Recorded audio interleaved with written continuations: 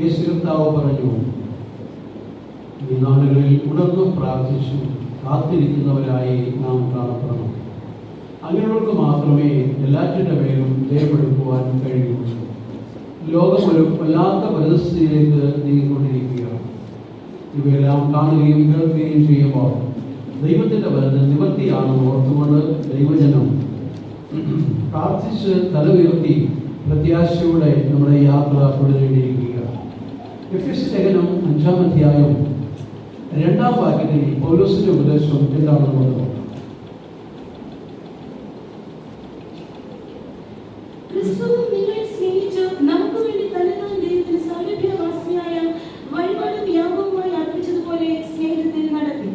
ദൈവനാമത്തിന് മഹത്വമുണ്ടാകും.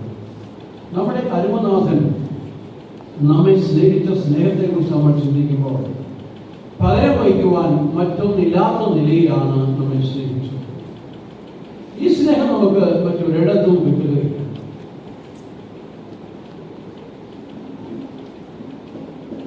ഒരിക്കൽ 3 മക്കളെ വളർത്തി വരമച്ചു പറഞ്ഞു, മാതാവിന്റെ സ്നേഹം പോലെ മറ്റൊരു സ്നേഹമില്ല. മാതാക്കൾ അങ്ങനെ അവകാശപ്പെടുന്നുണ്ടാകാം, മക്കൾ അങ്ങനെ ഏറ്റെടുക്കുന്നുണ്ടാകാം, ഒരു ഭാര്യയും ഭർത്താവും അങ്ങനെ ഏറ്റെടുക്കുന്നുണ്ടാകാം.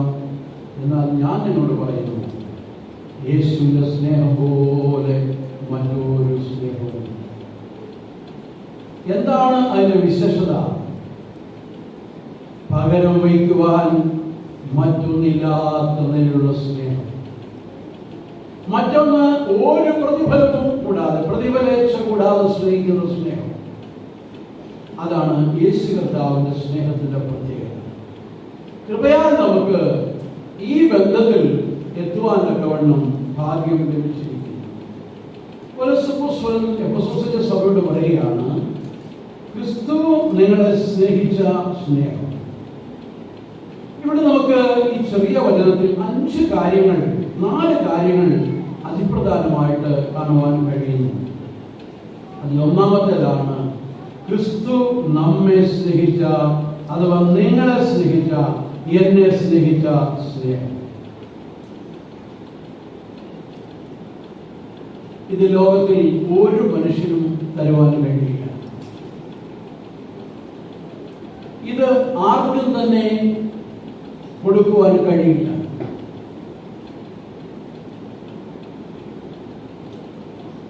സംഗീതക്കാരൻ പാടിയിരിക്കുന്ന ക്രമത്തിൽ ഇസ്രായേലിന്റെ പരിപാലകൻ ഉറങ്ങുകയില്ല, മയങ്ങുകയുമില്ല എന്നാണ്. ലോകത്തിലെ ഏത് അമ്മയ്ക്ക് ഒരു മകനെ ഇങ്ങനെ പുലർത്താൻ കഴിയും? ലോകത്തിലെ ഏത് പിതാവിന് ഇങ്ങനെ മകനെ സംരക്ഷിക്കാൻ കഴിയും? ഇന്ന് മക്കളെ കളഞ്ഞിട്ട് പോകുന്ന എത്ര അമ്മമാരെ കാണാൻ കഴിയും? കുടുംബത്തെ ഉപേക്ഷിച്ചു പോകുന്ന എത്ര പിതാക്കന്മാരെ കാണാൻ കഴിയും? മാതാപിതാക്കളെ ഉപേക്ഷിച്ച് തള്ളിക്കളയുന്ന മക്കളെ എവിടെല്ലാം കാണുവാൻ കഴിയും? എന്നാൽ ഇവിടെ ഇതാ കർത്താവായ യേശു ക്രിസ്തുവിന്റെ സ്നേഹം എന്ന് പറയുന്നത് പകരം വയ്ക്കുവാനൊന്നില്ലാത്ത സ്നേഹം. നാം അവനെ സ്നേഹിക്കുമെന്ന് കരുതി അല്ല, നാം ശത്രുക്കളായിരിക്കുമ്പോൾ തന്നെ നമ്മെ സ്നേഹിച്ച സ്നേഹം, ആ ക്രൂശിന്റെ മഹാത്മ്യം ദൈവമക്കളായ നമുക്ക് അനുഭവിക്കുവാനിടയായിട്ടുണ്ട്. പൗലോസ് അപ്പോസ്തലൻ പറയുകയാണ്, ക്രിസ്തുവും നിങ്ങളെ സ്നേഹിച്ചു എന്നാണ്. അങ്ങനെ സ്നേഹിച്ച ആ സ്നേഹത്തെയാണ് പൗലോസ് അപ്പോസ്തലൻ ഇവിടെ പറഞ്ഞിരിക്കുന്നത്. ഈ സ്നേഹത്തിന്റെ പ്രത്യേകത എന്താണ്? യിരെമ്യാ പ്രവാചകൻ പറയുന്നു, ദൈവം മനുഷ്യനെ സ്നേഹിക്കുന്ന സ്നേഹത്തിന് അന്തമില്ല എന്നാണ്. അതുകൊണ്ടാണ് നിത്യസ്നേഹം കൊണ്ട് ഞാൻ എന്നെ സ്നേഹിച്ചിരിക്കുന്നു എന്ന് യിരെമ്യാവ് പറഞ്ഞിരിക്കുന്നത്. ദൈവനാമത്തിന് മഹത്വം ഉണ്ടാകും. ആ സ്നേഹം നിത്യമാണ്. മറ്റൊന്ന്, ആ സ്നേഹത്തെക്കുറിച്ച് പൗലോസ് പറയുന്ന കൊരിന്ത്യർ ലേഖനത്തിൽ അത് നിർവ്യാജമാണ്, വ്യാജമില്ലാത്തതാണ്. ലോകത്തിൽ പല സ്നേഹവും വ്യാജത്തിലൂടെയാണ്. നാം സ്നേഹത്തിലൂടെ എല്ലാം കാണുവാൻ പാടുമ്പോൾ ചിലരുടെ പാട്ട് വ്യാജത്തിലൂടെ എല്ലാം കാണുവാനാണ്. എല്ലാം വ്യാജം. ഞാൻ നിങ്ങളോട് ചോദിക്കുന്നു, ആത്മാർത്ഥമായ ദൈവത്തിന്റെ സ്നേഹം നിങ്ങൾക്ക് അനുഭവിക്കാൻ കഴിയുന്നുണ്ടോ? ഈ സ്നേഹം ആത്മാർത്ഥമായി നിങ്ങൾക്ക് അനുഭവിക്കാൻ കഴിയണമെങ്കിൽ അറിയാം? നിങ്ങളുടെ ഭർത്താവിനെ, നിങ്ങളുടെ ഭാര്യയെ, നിങ്ങളുടെ കുഞ്ഞുങ്ങളെ ആത്മാർത്ഥമായി സ്നേഹിക്കാൻ കഴിയുന്ന എത്ര പേരുണ്ട്? കല്യാണമൊക്കെ കഴിപ്പിക്കുമ്പോൾ ഞങ്ങൾ പറഞ്ഞു കൊടുക്കും, കേസ് ഒക്കെ വെക്കുന്നത് നടത്തി കിട്ടാൻ വേണ്ടിയാണ്. അത് കഴിയുമ്പോൾ ഒക്കെ മറന്നു പോവുക, അതെല്ലാം വിട്ടുപോവുകയാണ്. പ്രത്യേകിച്ച് പെന്തക്കോസ്തുകാര് പലരിതൊക്കെ മറന്നു പോവുകയാണ്. പെന്തക്കോസ്തുകാരുടെ കേസുകളൊന്നും ധാരാളം കോടതിയിലായിട്ടുണ്ടെന്ന് ഞങ്ങൾക്കറിയാം. പെന്തക്കോസ്തു വിശ്വാസം പറയുകയാണ്, വ്യാജമായ സ്നേഹമല്ല നമുക്ക് വേണ്ടത്, നിർവ്യാജമായ സ്നേഹമാണ് നമുക്ക് ആവശ്യം. വെറുതെ പെൺപിള്ളേരെ കളിപ്പിക്കാനായിട്ടല്ല യേശു വെച്ചിട്ട്, ആ പിള്ളേരെ കളിപ്പിക്കാനായിട്ട് യേശു വെച്ചിട്ട് മുങ്ങി നടക്കുന്ന പാർട്ടികളുണ്ട് ലോകത്തിൽ. പെന്തക്കോസ്തുകാരിൽ കുറവല്ല കേട്ടോ. എല്ലാവരും ഇരുത്തിക്കൊണ്ട് സഭായോഗത്തിൽ പറയുക, ഓർത്തോളണം, ഇത് കളിയല്ല. ഒരു പാസ്പോർട്ട് അദ്ദേഹം കല്യാണത്തിൽ ഇത് കളിയല്ല എന്ന് പറയും. പ്രിയപ്പെട്ടവരെ, ഓർത്തുകൊള്ളണം, യഥാർത്ഥ ക്രിസ്ത്യ ജീവിതം എന്ന് പറഞ്ഞാൽ അതിൽ യാതൊരു വ്യാജവും കരുതരുത്. എന്താ പറഞ്ഞു കൊടുക്കുന്നത്? നിന്നെ മാത്രം സ്നേഹിച്ച് നിന്നോട് മാത്രം ചേർന്നിരുന്നു കൊള്ളാം. സമ്മതിച്ചോ? ഒപ്പിടോ? എത്ര ഒപ്പിടോ? കറുത്ത ഒപ്പിട. ഇത് കഴിഞ്ഞിട്ട് ഇതെല്ലാം മറന്നു പോകുന്നവരെ, മറന്നു പോകരുത്. എന്താ നീ പറഞ്ഞത്? നിന്നെ മാത്രം, നിന്നോട് മാത്രം, വേറൊരിടത്തും പോയിരിക്കത്തില്ല കേട്ടോ. അപ്പൊ അതുകൊണ്ട് ഓർത്തുകൊള്ളണം, യേശുവിന്റെ സ്നേഹത്തിൽ യാതൊരു തട്ടിപ്പുമില്ല, ഒരു വെട്ടിപ്പുമില്ല. ആ സ്നേഹം നിർവ്യാജമായ സ്നേഹമാണ്. പൗലോസ് പറയുകയാണ്, ക്രിസ്തു നിങ്ങളെ സ്നേഹിച്ചു, നമ്മെ അഥവാ എന്നെയും സ്നേഹിച്ചു. ആ സ്നേഹത്തിൽ യാതൊരു കലർപ്പുമില്ല. ഇങ്ങനെ കലർപ്പില്ലാത്ത സ്നേഹമുള്ളവരെല്ലാം കൈ ഉയർത്തി ഹല്ലേലൂയ പറയാൻ പറഞ്ഞാൽ എത്ര കൈ ഉയർത്തി? ഇപ്പൊ മനസ്സിന്റെ കൈ ഉയർത്തി വെറുതെ തിരിച്ച് എന്നെ കളിയാക്കുന്നത്, എന്നെ കളിയാക്കാൻ വേണ്ടി കൈ ഉയർത്തി ഹല്ലേലൂയ മൂന്നെണ്ണം പറയും. ഒന്ന് പറയാൻ പറഞ്ഞു അനുസരണക്കേട് കാണിക്കുന്ന പോലെ ഒന്നല്ല, ഞാൻ 9 അനുസരണക്കേട് കാണിക്കുമ്പോഴുള്ള. അപ്പൊ അതല്ല. അപ്പൊ നമുക്ക് ആവശ്യമായിരിക്കുന്നത് എന്താണ്? യേശു നമ്മെ യഥാർത്ഥമായി സ്നേഹിച്ചുവെങ്കിൽ ഈ സ്നേഹം നമ്മിലുണ്ടോ? അതാണ് യഥാർത്ഥ ദൈവമക്കൾക്ക് ആവശ്യമായിരിക്കുന്നത്. അത് വ്യാജമില്ലാത്ത സ്നേഹമായിരിക്കണം. യേശു നൽകിയ സ്നേഹം എന്ന് പറയുമ്പോൾ ഒരു പ്രതിഫലവും ഇച്ഛിച്ചല്ല നമ്മെ സ്നേഹിച്ചത്, എന്നെ സ്നേഹിച്ചത്, നിങ്ങളെ സ്നേഹിച്ചത്. ആ സ്നേഹമാണ് എന്നെയും നിങ്ങളെയും ഈ കൂട്ടായ്മയുടെ ബന്ധത്തിലേക്ക് കൊണ്ടുവന്നിരിക്കുന്നത്. അതിൽ യാതൊരു വ്യാജവും ആരും കലർത്താൻ ശ്രമിക്കരുത്. അങ്ങനെ പോകുന്നവരാണ് യഥാർത്ഥ ക്രിസ്തീയ ജീവിതം നയിക്കുന്നത്. എന്താ ഒരു പഴയ പാട്ടിലാണ് പാടുന്നത്? ക്രിസ്തീയ ജീവിതം സൗഭാഗ്യ ജീവിതം, കർത്താവിൻ കുഞ്ഞുങ്ങൾ ആനന്ദദായകം.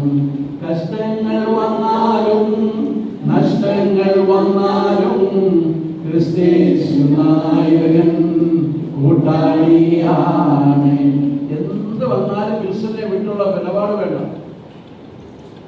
ഇത് നിങ്ങളുടെ ജീവിതത്തിലുണ്ടെങ്കിൽ യൗവനക്കാരെ, കുഞ്ഞുങ്ങളെ, സഹോദരി സഹോദരന്മാരെ, കുടുംബസ്ഥരെ നിങ്ങളുടെ ജീവിതത്തിലുണ്ടെങ്കിൽ നിങ്ങൾക്ക് യഥാർത്ഥമായ ക്രിസ്തുവിന്റെ സാക്ഷികളായി ജീവിക്കാൻ കഴിയും. യേശു നമ്മെ സ്നേഹിച്ചതുപോലെ നമുക്ക് സ്നേഹിക്കാൻ കഴിയണം. ആ സ്നേഹം നമ്മിലേക്ക് അവൻ പകർന്നുള്ളത് എന്തിനാണ്? നാം എല്ലാവരും വ്യാജമില്ലാത്തവരായി തീരുവാനാണ്. ദൈവത്തിന് സ്തോത്രം. ദൈവ മനുഷ്യനെ നേരുള്ളവനായി സൃഷ്ടിച്ചു. ദൈവമക്കളോ അനേക ദ്രോഹസൂത്രങ്ങളെ കണ്ടുപിടിക്കുന്നു. ദ്രോഹസൂത്രം കണ്ടുപിടിക്കുന്നതിന് ദൈവമക്കളെന്ന് പറയാൻ പറ്റുമോ? ഇല്ല, പാടില്ല. നമ്മൾ ആരായിരിക്കണം? സത്യസന്ധരായിരിക്കണം, പരമാർത്ഥികളായിരിക്കണം. നമ്മളൊരു വാക്ക് പറഞ്ഞാൽ അത് വാക്കായിരിക്കണം, അതിന് മാറ്റം വരാൻ പാടില്ല. യേശു നമ്മെ സ്നേഹിച്ചതിന് വേണ്ടിയാണ്. ആ സ്നേഹമാണ് നമ്മിൽ നിന്ന് പ്രതിഫലിക്കേണ്ടത്. അങ്ങനെയാണെങ്കിൽ ഈ അന്ത്യകാലത്ത് ഈ സ്നേഹം നമുക്ക് മറ്റുള്ളവരിലേക്ക് കൊടുക്കുവാനും അനേകരെ ക്രിസ്തുവിലേക്ക് ആദായപ്പെടുത്തുവാനും ഇടയായിരിക്കും. രണ്ടാമതായിട്ട് പൗലോസ് കൂടെ പറഞ്ഞത്, നമുക്ക് വേണ്ടി തന്നെത്താൻ ദൈവത്തിന് സൗരഭ്യവാസനയായി സമർപ്പിച്ചുവെന്നാണ്. അപ്പൊ ദൈവത്തിന് സൗരഭ്യവാസനയായി സമർപ്പിച്ചു എന്ന് പറയുന്നെങ്കിൽ അതിനെക്കുറിച്ച് നമുക്ക് ശരിയായി ചിന്തിക്കണമെങ്കിൽ, ശരിയായ അതിന് മറുപടി കിട്ടണമെങ്കിൽ സൗരഭ്യവാസന എന്ന് പറയുന്ന പഴയ നിയമത്തിലേക്ക് പോകണം. ലേവ്യ പുസ്തകം നമ്മൾ പഠിക്കുമ്പോൾ ഇസ്രായേൽ നിയമിച്ചു കൊടുത്തിരുന്ന വലിയ യാഗങ്ങളിൽ 5 യാഗങ്ങളാണ്. വലിയ യാഗങ്ങൾ 5. അതിൽ ഒന്നാമത്തെ യാഗമാണ് ഹോമയാഗം എന്ന് പറയുന്നത്. ആ ഹോമയാഗത്തിൽ നടക്കുന്ന എന്താണ്? സമ്പൂർണ്ണ ദഹനമാണ്. മുഴുവൻ ദഹിക്കപ്പെടുകയാണ്. ആ യാഗമൃഗത്തിന്റെ ആ യാഗവസ്തുവിനെ പൂർണ്ണമായും ദഹിച്ച് ചാമ്പലായി മാറുന്ന അനുഭവം ഹോമയാഗം. പൂർണ്ണമായും ദഹിക്കപ്പെടുകയാണ്. അതുകൊണ്ടാണ് കാത്തിരിപ്പിൽ നമ്മൾ ദഹിക്കാനായി ഏൽപ്പിച്ചു കൊടുക്കുന്നത്. പൂർണ്ണചാരമായി നിന്റെ മഹിമയ്ക്കായിട്ട്. അപ്പൊ നിന്റെ മഹിമയ്ക്കായിട്ട് പൂർണ്ണചാരമായി തീരണമെന്ന്. ഹോമയാഗത്തിൽ ഇതാണ് നടക്കുന്നത്. ഒരു വലിയ കാളയെ അറുത്ത് തുകലൊരിച്ച് ഖണ്ണം ഖണ്ണമാക്കി വെള്ളത്തിൽ കഴുകേണ്ട ഭാഗങ്ങൾ നന്നായി വെള്ളത്തിൽ കഴുകി അതിന്റെ തലയും മേധസ്സുമെല്ലാം ആ യാഗപീഠത്തിൽ വിറകിന്റെ മീതെ വെച്ച് ദഹിപ്പിച്ചു കഴിയുമ്പോൾ, ആ വലിയ കാള ദഹിച്ചു കഴിയുമ്പോൾ ഒരു പിടി ചാരമായി മാറ്റും. പൂർണ്ണമായി ദഹിക്കുകയാണ്. അതാണ് ഈ യാഗത്തിൽ നടക്കുന്നത്. യേശുവിന്റെ കാൽവരി യാഗത്താൽ അവൻ എനിക്ക് നിങ്ങൾക്ക് വേണ്ടി ഒരു ഹോമയാഗമായി തീർന്നു. അങ്ങനെ എനിക്ക് വേണ്ടി അവൻ ജീവൻ വെടിഞ്ഞ് അവൻ ചാരമായി തീർന്നു. അതാണ് പൂർണ്ണമായും ദഹിച്ച ആ ദഹനത്തെയാണ് ഈ ഹോമയാഗം കാണിക്കുന്നത്. കാളയായി നിന്നാൽ സാധ്യമല്ല. അത് അറുക്കപ്പെടണം, അത് ഒഴിക്കണം, കണ്ണം കണ്ണമാകണം, വിറകിന്റെ മീതെ അടുക്കണം, വെള്ളത്തിൽ കഴുകേണ്ട ഭാഗങ്ങൾ കഴുകിയിട്ട് ആ വിറകിന് മീതെ വെച്ച് ദഹിപ്പിക്കും. ഇതുപോലെ കർത്താവായ യേശു എനിക്കും നിങ്ങൾക്കും വേണ്ടി സൗരഭ്യ വാസനയായ യാഗമായി തീർന്നത് പോലെ നമുക്കും ഈ മനോഭാവം വേണം. രണ്ടാമതായിട്ട് അവൻ നമുക്ക് ഭോജനയാഗമായി തീർന്നു. അതാണ് ഭോജനയാഗം നമ്മെ പഠിപ്പിക്കുന്നത്. അതിനെ വെളിപ്പെടുത്തുന്നു. ധാന്യങ്ങൾ തകർത്ത് പൊടിച്ച് നേർമയായ നേരിയ മാവായി തീരണം. പിതാവ് പുത്രനെ കുറിച്ച് ആഗ്രഹിച്ചതാണ് പുത്രൻ നേരിയ മാവായി തീരണം. എന്തിനാ? ഭോജനയാഗമായി തീരുവാൻ. അല്ലെങ്കിൽ നമ്മളെന്ത് പറയും? അപ്പം ശരിയായി എന്ന് പറയും. വെള്ളയപ്പമാണോ പാലപ്പമാണോ എന്തപ്പമായാലും അപ്പം ഉണ്ടാക്കാൻ അറിയാവുന്നവർക്ക് അവർ പറയും ഇത് ശരിയായി എന്ന് പറയും. ശരിയാകാഞ്ഞത് ഒരു ഭാഗം നല്ല നേർമയായ മാവായില്ല എന്നുള്ളതാണ്. പാലപ്പം ഇവിടുത്തുകാരുടെ ഭാഷയിൽ വെള്ളയപ്പം ഉണ്ടാക്കണമെങ്കിൽ നേരിയ മാവ് ആവശ്യം. പുട്ടുണ്ടാക്കാൻ നേരിയ മാവ് വേണം. പുട്ടെന്ന് പറയും. പാലപ്പം എന്ന് പറയുമ്പോൾ ഇവിടുത്തെ ഭാഷയിൽ വെള്ളയപ്പം എന്ന് പറയുമ്പോൾ അത് നേരിയ മാവ് ആവശ്യമായിരിക്കും. എന്നെയും നിങ്ങളെയും നിർമ്മലരാക്കി തീർക്കുവാൻ, വിശുദ്ധരാക്കി തീർക്കുവാൻ യേശു നേരിയ മാവായി ഭോജനയാഗമായി തീർന്നു. സ്വർഗത്തിൽ നിന്ന് ഇറങ്ങി വന്ന ജീവനുള്ള അപ്പമായി എനിക്ക് നിങ്ങൾക്ക് വേണ്ടി കർത്താവായ യേശു കാൽവരിയിൽ ബലിയായത് ഈ യാഗമായി തീരുകയായിരുന്നു. ഭോജനയാഗം.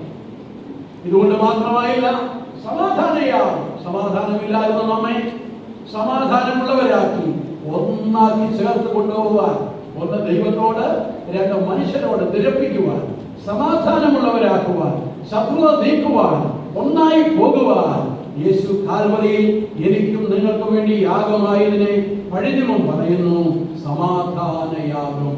അതുകൊണ്ടാണ് ദൈവമക്കൾക്ക് തമ്മിൽ സമാധാനം, കുടുംബത്തിൽ സമാധാനം. ഭാര്യ ഭർത്താവിനോട് ശണ്ട കൊണ്ടിട്ട് നടക്കരുതേ. കാണുമ്പോൾ തന്നെ തിരി ഇവിടെ വരുമ്പോൾ ആത്മാവ് പറയുന്നവർക്ക് കാണിച്ചാൽ സാത്താൻ വരും. അതുകൊണ്ട് സമാധാനമില്ലാതെ ആത്മാവ് പറയുന്നതുകൊണ്ട് എനിക്ക് യാതൊരു യോജിപ്പുമില്ല. അതെന്താ? വചനം അങ്ങനെ പറയുന്നു. ദൈവം നമുക്ക് വേണ്ടി പുത്രനെ അയച്ച് അവൻ നമുക്ക് വേണ്ടി സമാധാനമായി തീർന്നെങ്കിൽ, സമാധാനയാഗമായി തീർന്നെങ്കിൽ, സൗരഭ്യ വാസനയായി തീർന്നെങ്കിൽ ഞാൻ നിങ്ങൾ വിലയുള്ളവരായിരിക്കണം. തമ്മിൽ സമാധാനമായിരിക്കണം. യേശുവിന്റെ കാൽവരി ബലിയാൽ അതാണ് നടന്നതെങ്കിൽ നമുക്ക് ഈ അനുഭവം ആവശ്യം. നാലാമത് അവൻ നമുക്ക് വേണ്ടി ഇതുവരെ പറഞ്ഞുള്ള ഹോമയാഗമുള്ള, ഭോജനയാഗമുള്ള, സമാധാനയാഗമുള്ള അത് 4 വരുമ്പോഴോ പാപയാഗമായും അകൃത്യയാഗമായും തീർന്നു. എന്ന് പറഞ്ഞാൽ പാപങ്ങളെല്ലാം മോചിച്ച് പാപമില്ലാത്തവരാക്കി നമ്മെ മാറ്റുവാൻ അവൻ സകല പാപവും നമുക്ക് വേണ്ടി വഹിച്ചു. പാപങ്ങളെല്ലാം അവൻ നീക്കി. ദൈവത്തിന് സ്തോത്രം. ആ പാപത്തിന്റെ ശിക്ഷയെല്ലാം അവന്റെ മേൽ പിതാവ് വച്ചു. എന്തിന്? എന്റെയും നിങ്ങളെയും പാപമില്ലാത്തവരാകുന്നത്. മറ്റൊന്നാണ് അകൃത്യം. അകൃത്യം എന്ന് പറഞ്ഞാൽ അകൃത്യം ചെയ്യുന്നതിന്റെ വഴിയെല്ലാം പറഞ്ഞിരിക്കുന്നു. ആ അകൃത്യം ചെയ്യുന്നവനെല്ലാം അകൃത്യത്തിൽ വിടുവിക്കപ്പെടുവാൻ കർത്താവായ യേശു ക്രിസ്തു നമുക്ക് വേണ്ടി അകൃത്യയാഗമായി തീർന്നു. നമ്മൾ ആരായി തീരണം? നല്ല കൃത്യതയുള്ള ഉത്തമനായ ഒരു വിശ്വാസിയായി തീരണം. നിങ്ങൾ പലരും കർത്താവിന്റെ ശുശ്രൂഷക്കാരായി ഉത്തമരായി വരണം. എങ്ങനെയുള്ളവരായി തീരണം? അകൃത്യമില്ലാത്തവരായി തീരണം. ദൈവത്തിന് സ്തോത്രം. ദൈവമക്കളെ ഓർത്തുകൊള്ളണം. അങ്ങനെ ദൈവത്തെ കൃത്യമായി സ്നേഹിക്കുകയും കൃത്യമായി ആരാധിക്കുകയും കൃത്യമായി ദൈവിക കാര്യങ്ങൾ ചെയ്യുകയും ചെയ്യുന്നവർക്ക് വേണ്ടി കർത്താവ് വിളിച്ചാൽ ഉടൻ ഉത്തരവ്. പ്രവചനം കേട്ടില്ലേ? നീ വിശ്വസ്തനായിരുന്നാൽ പ്രാർത്ഥിച്ചാൽ ഇന്നാരെ പോലെ കരഞ്ഞാൽ നിനക്ക് മറുപടി കിട്ടും. കള്ളക്കരച്ചിൽ കരഞ്ഞാൽ മറുപടി കിട്ടുമെന്നല്ല, കരഞ്ഞാൽ മറുപടി കിട്ടും. ആ മറുപടി കിട്ടണമെങ്കിൽ നീ എന്ത് ചെയ്യണം? ശരിയായ ദിവസങ്ങൾ നടത്തിയിടണം. നമ്മൾ പാടും, അകൃത്യമെല്ലാം നാഥൻ മോചിച്ചുവല്ലോ, രോഗങ്ങളെല്ലാം ക്രൂശിൽ വഹിച്ചുവല്ലോ. പാപങ്ങളും അകൃത്യങ്ങളും രോഗങ്ങളും എല്ലാം വഹിച്ചിരിക്കുകയാണ്. അങ്ങനെ വഹിച്ചുവെങ്കിൽ ഈ യേശുവിനെ പിൻപറ്റി നമ്മൾ ആരായിരിക്കണം? കൃത്യതയുള്ളവരായി. എല്ലാത്തിനും കൃത്യത വേണം. അത് ദൈവമക്കൾക്കുണ്ടായിരിക്കുന്ന ഒരു യോഗ്യതയായിരിക്കും കൃത്യത എന്ന് പറയും. പലരും കൃത്യതയില്ലാത്ത വാച്ച് പോലെയാണ്, ക്ലോക്ക് പോലെയാണ്. ഒരു കൃത്യതയും വയസ്സിന്റെ വണ്ണം പോലെയാണ്. ചെല്ലുമ്പോൾ ചെല്ലുന്നിടത്തിലും എവിടാണെന്ന് നിശ്ചയമില്ല. കൂലി വളരെ കുറവാണ്. അങ്ങനെ ഒരു ബോട്ടിൽ യാത്ര ചെയ്യാനല്ല നിങ്ങൾ വന്നത്. പോകേണ്ടിടത്ത് എത്തേണ്ടിടത്ത് കൃത്യസമയത്ത് പോയി ചേർന്ന് ആരാധനയ്ക്ക് ഒരു കൃത്യതയുണ്ട്. ഒരു പക്ഷേ നിങ്ങൾ പറഞ്ഞേക്കാം, വണ്ടി ആ സമയത്ത് നേരത്തെയുള്ള വണ്ടിക്ക് പോകണം. നിങ്ങളുടെ സമയത്തുള്ള വണ്ടിക്ക് പോകുന്ന 10:30 ഇവിടെ എത്താം. 10:30 ഇവിടെ വരുമ്പോൾ ഇവിടുത്തെ പരിപാടി ഏറെക്കുറെ കഴിഞ്ഞിരിക്കും. ദൈവത്തിന് സ്തോത്രം. ഇപ്പം മഴ ഒക്കെ ആയതുകൊണ്ടായിപ്പം 12:30 വരെ ആക്കി. അങ്ങനെ കേട്ടായിരുന്നു കഴിഞ്ഞ ആഴ്ച. പകൽ യോഗങ്ങളെല്ലാം 9 മണിക്ക് എന്നുള്ളത് 9:30 ആക്കിയിരിക്കും. അതുകൊണ്ടാണ് ഇത് 12:30 വരെ. 12 നിർത്തിയായി. ദൈവത്തിന് സ്തോത്രം. അത് ചെന്ന് കേട്ടില്ലാണെങ്കിൽ കഴിഞ്ഞ ആഴ്ച കേൾക്കാത്തോട് പറയുന്നു, ഉണർന്നിരുന്ന് കേട്ടോ. ദൈവദൂസാല് ഇനിയുള്ള പകൽ യോഗങ്ങൾ, ഉപവാസപ്രാർത്ഥനകൾ, സഭായോഗം 9:30 മണിക്ക് ആരംഭിക്കുകയാണ്. ആകയാൽ ഓർത്തുകൊള്ളണം, ദൈവത്തിന്റെ കൃപയിൽ ആശ്രയിച്ച് മുൻപോട്ട് പോകാൻ നീ വിളിക്കപ്പെട്ടവനാണെങ്കിൽ ക്രിസ്തു നമുക്ക് വേണ്ടി സൗരഭ്യവാസനയായ വഴിപാടും യാഗവുമായി തീർന്നുവെങ്കിൽ നമ്മുടെ ജീവിതത്തിൽ ഇത് എപ്പോഴും നടക്കണം. ഹോമയാഗവും ഭോജനയാഗവും സമാധാനയാഗവും പാപയാഗവും അകൃത്യയാഗവും എല്ലാം നമ്മുടെ ജീവിതത്തിൽ വരയണം. അതിന്റെ യാത്രയും സുസാക്ഷികളുടെ കേട്ടില്ലേ? സൺഡേ ക്ലാസ് ശരിയായിട്ട് പഠിച്ചു വന്നു. ഇതൊക്കെ പഠിച്ചു വന്നാൽ ഉപദേശങ്ങൾ നിശ്ചയമുണ്ടാകും. ദൈവത്തിന് സ്തോത്രം. പഠിക്കേണ്ടത് പോലെ പഠിച്ചെങ്കിലേ ഉപദേശ നിശ്ചയം ഉണ്ടാകുള്ളൂ.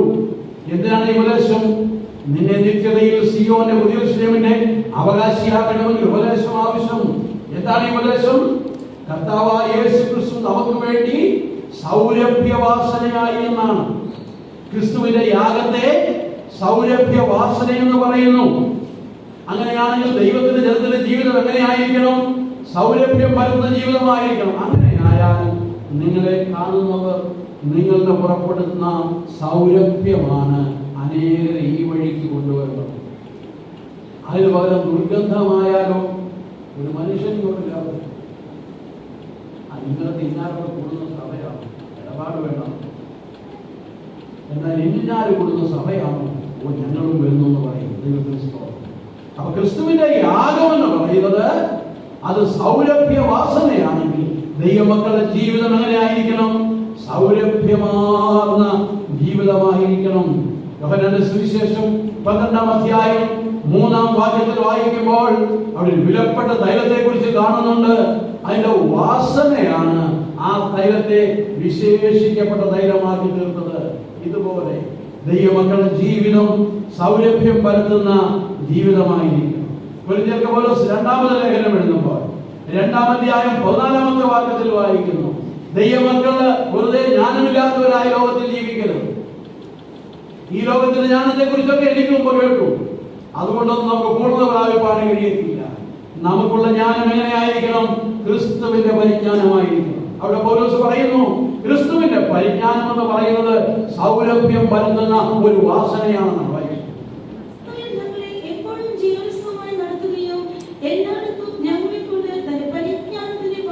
പരിജ്ഞാനത്തിന്റെ വാസന വെളിപ്പെടുത്തണം. ദൈവമക്കൾ എവിടെയും പരിജ്ഞാനത്തിന്റെ വാസന വെളിപ്പെടുത്തണം. അയൽവാസികളോട്, സ്നേഹിതരോട്, സഭാവിശ്വാസികളോട്, ആരോട് ഇടപെട്ടാലും ആ പരിജ്ഞാനത്തിന്റെ വാസനയെ വെളിപ്പെടുത്താവും.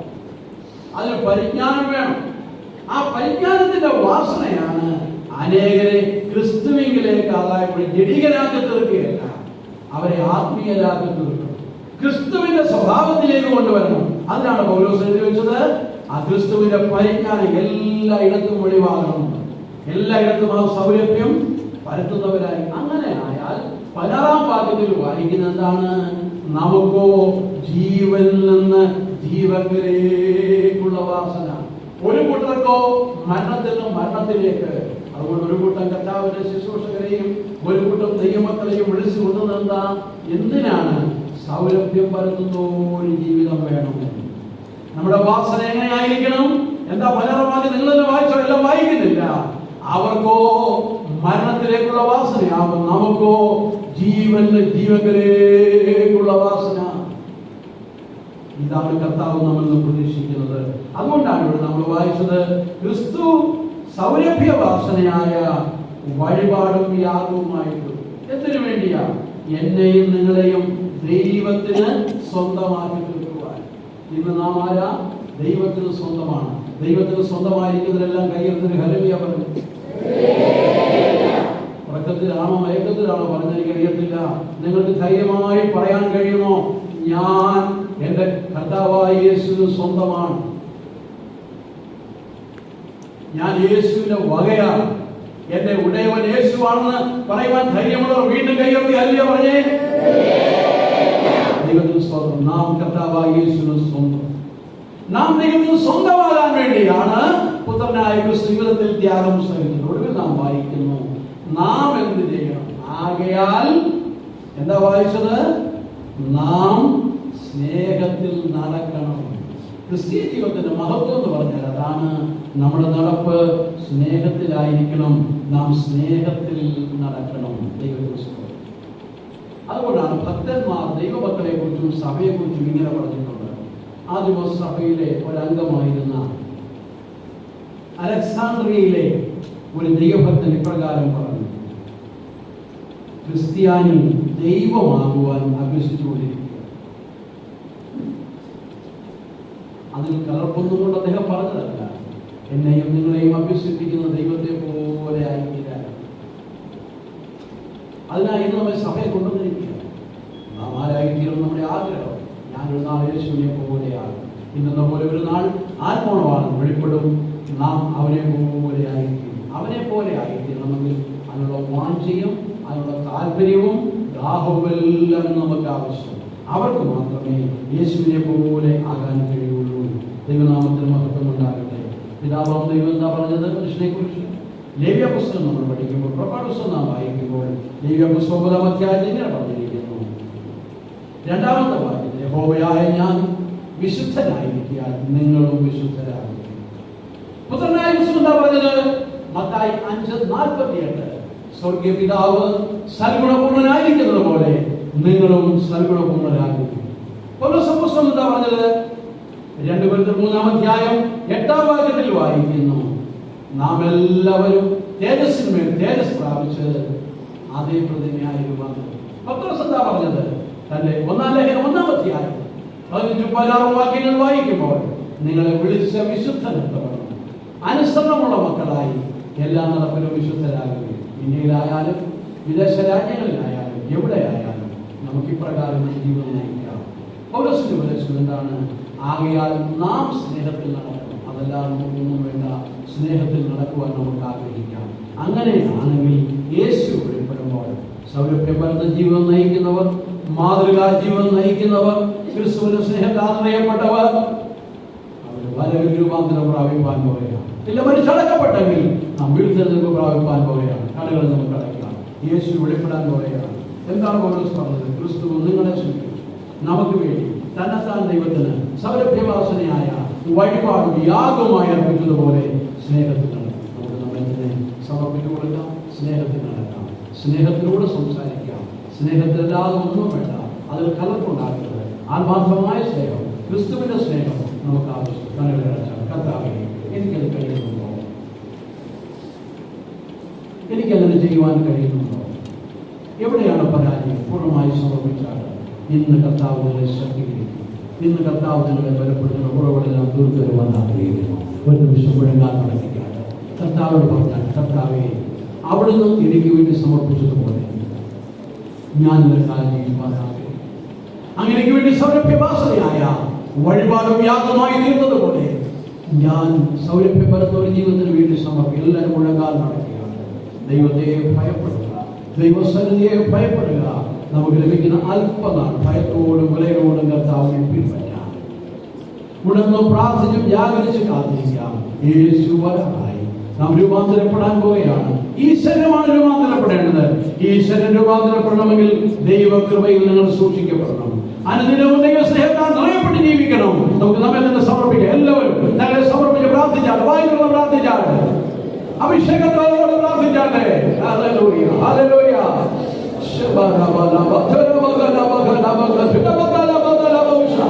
ഹല്ലേലൂയ, ഹല്ലേലൂയ, ഹല്ലേലൂയ. ആമേൻ, ആമേൻ, ആമേൻ, ആമേൻ, ആമേൻ.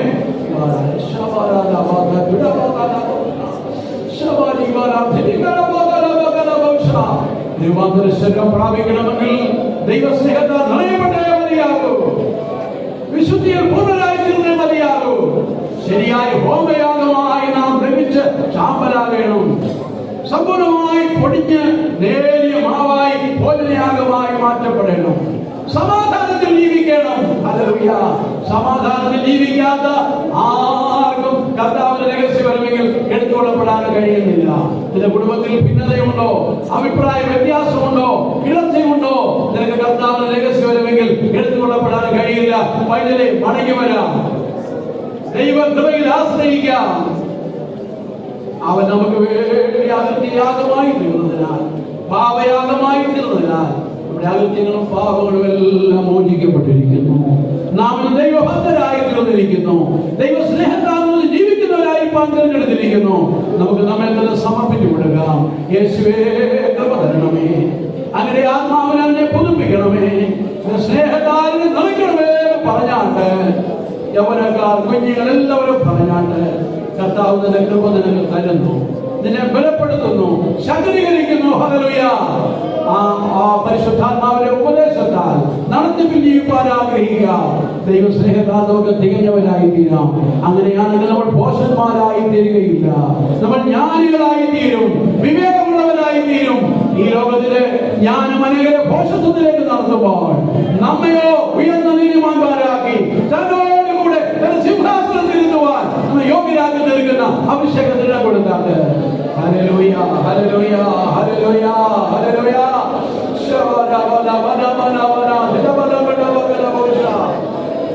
ആമേൻ, ആമേൻ, ആമേൻ, ആമേൻ, ആമേൻ, ആമേൻ, ആമേൻ.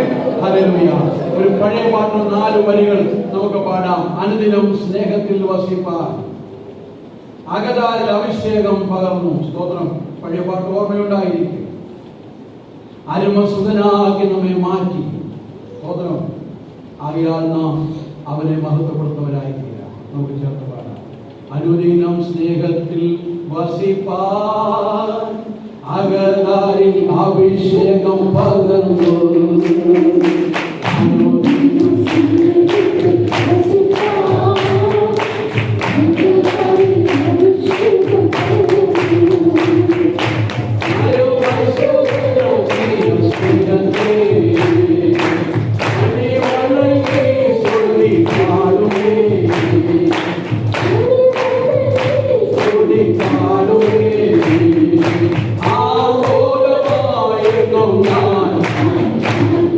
I